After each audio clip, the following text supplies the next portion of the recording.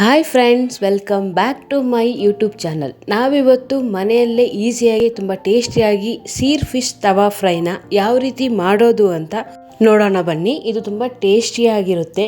ನೀವು ಕೂಡ ಮನೇಲಿ ಟ್ರೈ ಮಾಡಿ, ಖಂಡಿತ ನಿಮಗೂ ಇಷ್ಟ ಆಗುತ್ತೆ.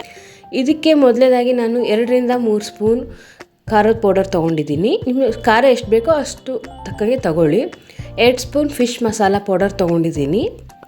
ಹಾಗೆ 1 ಸ್ಪೂನ್ ಶುಂಠಿ ಬೆಳ್ಳುಳ್ಳಿ ಪೇಸ್ಟ್ ತೊಗೊಂಡಿದ್ದೀನಿ. ಇಲ್ಲಿ 1 ಸ್ಪೂನ್ ನಾನು ಗರಂ ಮಸಾಲ ತೊಗೊಂಡಿದ್ದೀನಿ. ನಿಮಗೆ ಬೇಕಾದರೆ ತೊಗೊಳ್ಳಿ, ಇಲ್ಲಾಂದರೆ ಸ್ಕಿಪ್ ಬೇಕಾದರೂ ಮಾಡ್ಕೊಳ್ಳಿ. ರುಚಿಗೆ ತಕ್ಕಷ್ಟು ಉಪ್ಪು. ಹಾಗೆ ನಾನಿಲ್ಲಿ ಹುಳಿಗೆ ನಿಂಬೆಹಣ್ಣು ತೊಗೊಂಡಿಲ್ಲ, ಹುಣ್ಸೆಹಣ್ಣು ತೊಗೊಂಡಿದ್ದೀನಿ. ಯೂಶಲಿ ನೀವು ಫಿಶ್ಗೆ ಹುಣ್ಸೆಹಣ್ಣಿನ ರಸ ಹಾಕ್ಕೊಂಡ್ರೆ ತುಂಬ ಚೆನ್ನಾಗಿ ಟೇಸ್ಟ್ ಬರುತ್ತೆ ನಿಂಬೆಹಣ್ಣಿಗಿಂತ. ನಾನು 1 ಬೌಲ್ ನನಗೆ ಎಷ್ಟು ಹುಳಿ ಬೇಕೋ ಅಷ್ಟು ಹಾಕ್ಕೊಂಡಿದ್ದೀನಿ. ಹಾಗೆ 1-2 ಸ್ಪೂನು ಕಾರ್ನ್ಫ್ಲವರ್ ತೊಗೊಂಡಿದ್ದೀನಿ. ಇನ್ನು ಚೆನ್ನಾಗಿ ಪೇಸ್ಟ್ ಮಾಡ್ಕೊಂಬಿಡಿ. ಚೆನ್ನಾಗಿ ಮಿಕ್ಸ್ ಆಗಿದೆ. ಇದನ್ನ ಕ್ಲೀನಾಗಿ ನಾವು ಏನು ಫಿಶ್ ಸ್ಲೈಸ್ ಇದಾವಲ್ಲ ಅದಕ್ಕೆ ಕ್ಲೀನಾಗಿ ಎಲ್ಲದನ್ನು ಹಚ್ಕೊಳ್ಳಿ. ಚೆನ್ನಾಗಿ ಎಲ್ಲ ಮಸಾಲೆ 2 ಸೈಡು ಕ್ಲೀನಾಗಿ ಹಚ್ಕೊಂಡು ಇಟ್ಕೊಳ್ಳಿ.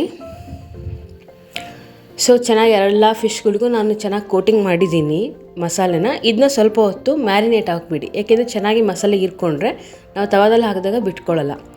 ಸೊ ನಾನು 30 ಮಿನಿಟ್ಸ್ ಮ್ಯಾರಿನೇಟ್ ಮಾಡಿದ ಮೇಲೆ ಈ ರೀತಿ ಕಾಣಿಸ್ತಾ ಇದೆ.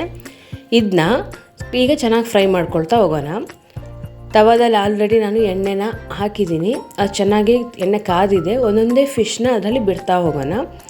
ನೀವು ಈ ಫಿಶ್ನ ಲೋ ಫ್ಲೇಮಲ್ಲಿ ಚೆನ್ನಾಗಿ ಬೇಯಿಸ್ತಾ ಹೋದರೆ ಚೆನ್ನಾಗಿ ಎಲ್ಲ ಬೇಯಿಸ್ಕೊಳ್ಳೋ ಹೋಗುತ್ತೆ. ಪದೇ ತಿರುಗಿಸ್ತಾ ಹೋಗ್ಬೇಡಿ. ಒಂದು ಸೈಡ್ ಚೆನ್ನಾಗಿ ಬೇಯಿಸ್ಕೊಂಡ್ಮೇಲೆ ನೆಕ್ಸ್ಟ್ ಇನ್ನೊಂದು ಸೈಡ್ ತಿರುಗಿಸಿ, ಆವಾಗ ಅದು ಬ್ರೇಕ್ ಕೂಡ ಆಗೋಲ್ಲ. ಸೊ ನೋಡಿದ್ರಲ್ವಾ, 2 ಸೈಡು ತುಂಬ ಚೆನ್ನಾಗಿ ಬಂದಿದೆ. ಲಾಸ್ಟ್ನೇದಾಗಿ ಕರಿಬೇವನ್ನ ಹಾಕ್ಕೊಂಡು ತೆಗೆದುಬಿಡಿ.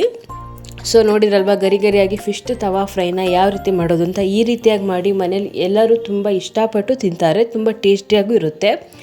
ಈ ವಿಡಿಯೋ ನಿಮಗೆ ಇಷ್ಟ ಆಗಿದ್ದರೆ ಈ ವಿಡಿಯೋನ ಲೈಕ್ ಮಾಡಿ, ಶೇರ್ ಮಾಡಿ, ಹಾಗೆ ನನ್ನ ಯೂಟ್ಯೂಬ್ ಚಾನಲ್ನ ಸಬ್ಸ್ಕ್ರೈಬ್ ಆಗಿ. Thank you.